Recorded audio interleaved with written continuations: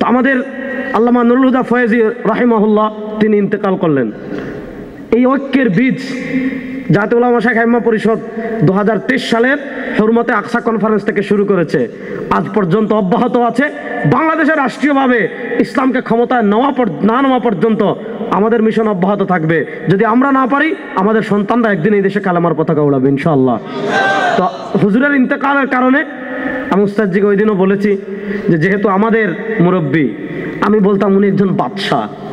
আল্লামা নুরুল হুদা ফয়েজুর রহমান, তার কথা, তার হাঁটা, তার বসা, তার খাওয়া, তার চালচলন, মনে হতো তিনি রাজপুত্র, কোনো বিশাল সাম্রাজ্যের বাদশার একজন ছেলে।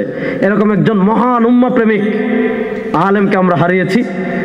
এই ক্ষতিপূরণ জাতীয় উলামা শাইখ আইম্মা পরিষদের হবে না। আমরা দোয়া করি আল্লাহ তার কবরকে জান্নাতুল ফিরদাউসের টুকরা বানিয়ে দিন। এবং আমি আপনাদের সামনে ওয়াদা করছি ইনশাআল্লাহ, আল্লাহ যতদিন আমাকে হায়াতে রাখবে, আল্লামা নুরুল হুদা ফয়েজুর রাহিমাহুল্লাহ আমাদের কাছে উম্মার ঐক্যের যে প্ল্যাটফর্ম রেখে গিয়েছেন, আল্লাহ যতদিন আমাদেরকে দায়িত্বে রাখবে, উম্মাকে এক এবং নেক করার মেহনত আমরা করবো ইনশাআল্লাহ।